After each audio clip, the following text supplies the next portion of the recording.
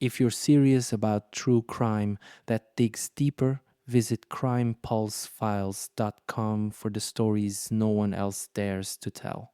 And while you're here, hit subscribe and ring the bell so you never miss a new case on this channel. On a serene Wednesday morning, the 23rd of July 2025, the quiet village of Maguire's Bridge in County Fermanagh awoke to the distant sound of sirens. Across the Drummeer Road, neighbors caught sight of flashing blue lights cutting through the dawn, a scene of urgency that felt foreign to their peaceful lives. Inside a modest family home, tragedy had struck.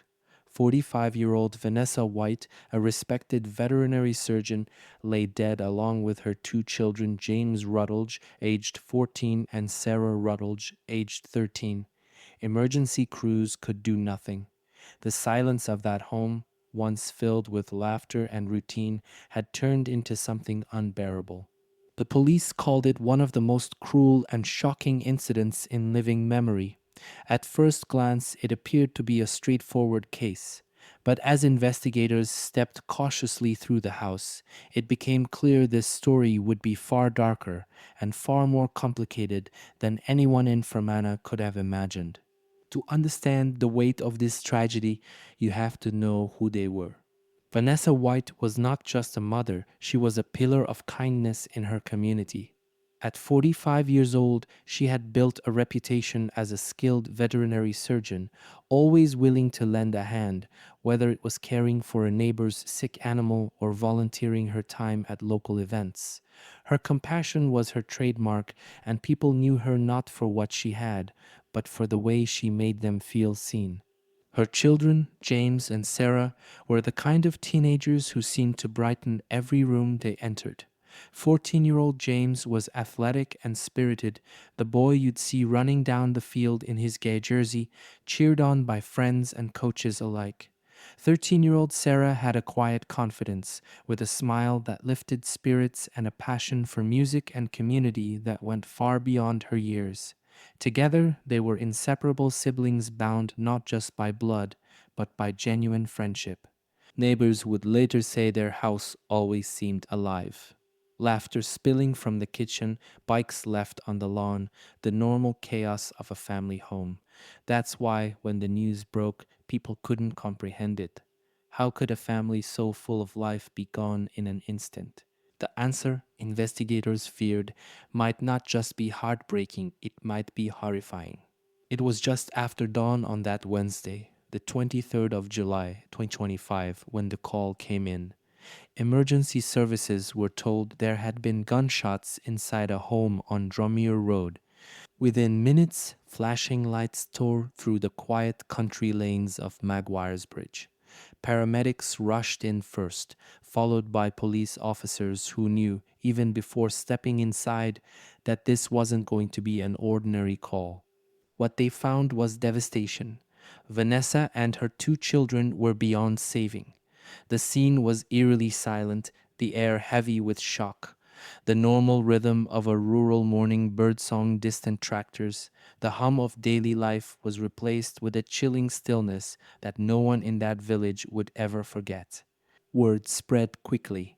Neighbors gathered in disbelief, whispering prayers and questions that had no answers. For the police, the priority was immediate: secure the scene, preserve evidence, and find out what exactly had happened behind those walls. But even in those first moments, one detail stood out. A fourth person had been found, still alive, but critically injured. That discovery would change the course of the investigation entirely. Among the chaos inside the Drummeer Road home, officers discovered a fourth person, 43-year-old Ian Rutledge. He was barely clinging to life, suffering from what appeared to be a self-inflicted gunshot wound. Neighbors were stunned. Ian was someone many in Maguire's Bridge knew by name, a familiar face at local gatherings. To think that the man tied so closely to Vanessa and her children could be connected to what had just happened was almost impossible for people to accept.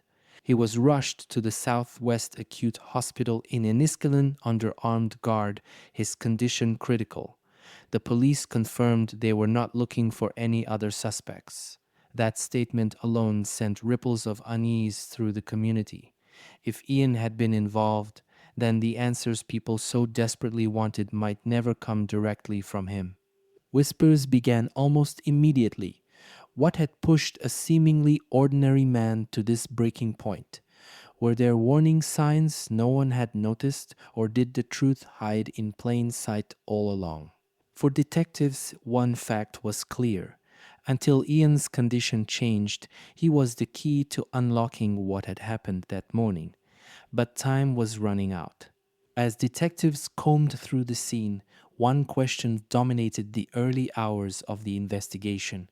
How had this tragedy unfolded? To answer that, police turned to the public for help. They issued a very specific appeal. Anyone who had seen a silver Mercedes saloon between Maguire's Bridge and Newtown Butler on the evening of Tuesday, the 22nd of July, should come forward. Even the smallest piece of dashcam footage, they said, could prove vital. Why the car? Why that road?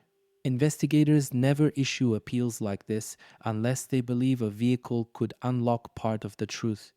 Was it Ian behind the wheel that night, carrying out preparations for what was to come? Or was the Mercedes linked to someone else entirely? The car became a symbol of the unanswered questions. Locals scoured their memories.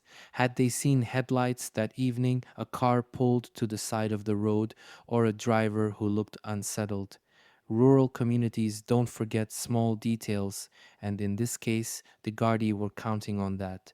For many, the request only deepened the unease. If police already believed they knew who was responsible, why did they need the public's help? What was missing from the picture they weren't yet sharing? As details slowly emerged, one fact left the community shaken. The firearm used in the killings was legally held. That revelation raised urgent questions.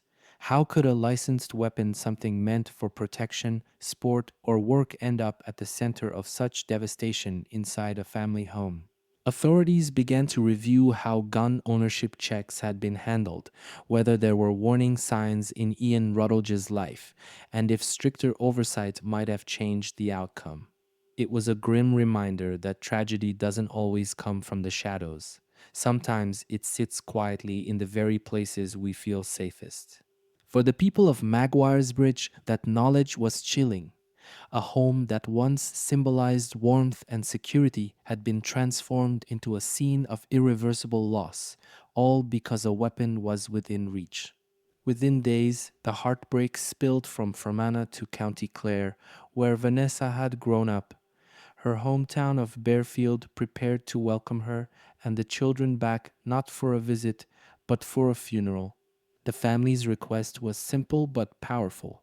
Mourners should wear bright colors and God jerseys to reflect the joy that James and Sara had brought into the world. On the day hundreds gathered, the church pews overflowed with friends, neighbors, teachers, and teammates. Outside, people stood shoulder to shoulder, many holding photographs of the children, others carrying flowers. The service was not quiet. It was filled with music, stories, and tributes that painted a picture of a family full of laughter and love. But under the hymns and prayers was a question no one could shake. Why? Why had this happened to a family so beloved in a place where nothing like this had ever been imagined? Despite the emotional tributes, detectives faced a problem. Answers were scarce. The official line pointed to a suspected murder-suicide, but not everyone was convinced the truth was that simple. Friends whispered of tensions behind closed doors. Some wondered if there had been financial pressure. Others feared there were warning signs of emotional struggles that had been missed. But with Ian Rutledge now gone, the key to understanding motive might have vanished forever. For investigators, the unanswered questions were heavy.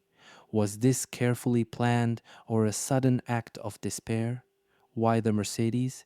And above all, could this have been prevented? For the community, the silence felt unbearable. People clung to each other, determined to keep Vanessa, James, and Sara remembered for the joy they brought, while detectives worked quietly, piecing together the fragments of a story that might never feel complete. As detectives reviewed the case, a chilling pattern began to emerge, one that experts have seen before. It's known as a family annihilation, a rare but devastating crime where a parent or partner turns on their own family. The motives in these cases are rarely simple. Sometimes it's control, sometimes despair, sometimes a spiral of anger or hopelessness that no one else could see. In public, the family appears happy. Behind closed doors, a storm may be brewing. The deaths of Vanessa, James, and Sara fit into a pattern Northern Ireland has seen only a handful of times in recent decades, each one leaving behind not just grief, but a community asking the same questions. Could it have been stopped? Were there warning signs? And most painfully of all, why the children? Experts warn that silence is dangerous. Too often, signs of emotional turmoil or controlling behavior go unnoticed until it's too late. And in this case, silence cost 3 lives. As the funerals ended, the image that stayed with many wasn't the crime scene, but the sight of a church filled with bright colors, jerseys, and flowers. It was a final tribute to 3 lives gone too soon. Vanessa will be remembered as a devoted mother and a skilled vet who cared deeply for her community. James and Sara will be remembered as young souls full of laughter, dreams, and promise. For Maguire's Bridge and Barefield, this tragedy will never fade. But the message from those who loved them is clear. Do not let their story be only about how they died. Let it also be about the joy they brought, the kindness they showed, and the lessons we must learn to ensure silence never hides such pain again. The police continue to seek information about that silver Mercedes, about any detail that could shed light on the final hours of Vanessa, James, and Sara. Because while the investigation may have its theory, the community deserves the truth. And in the end, remembering them and asking the hard questions may be the only way to honor their memory.